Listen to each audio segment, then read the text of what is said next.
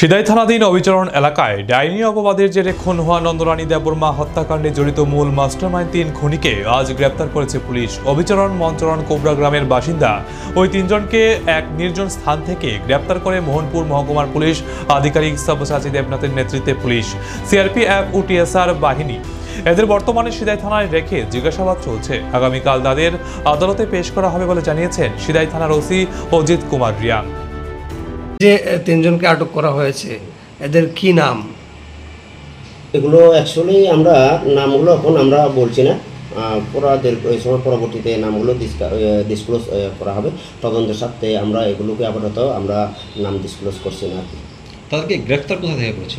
আমরা তাদেরকে গ্রেপ্তার করেছি মনকোবরা পাড়া কোনো এক নির্জন স্থান থেকে। পুরো আমরা পুলিশ টিম আইও সহ এবং এসডিপিও স্যার মোহনপুরের নেতৃত্বে আমরা তাদেরকে গ্রেপ্তার করেছি।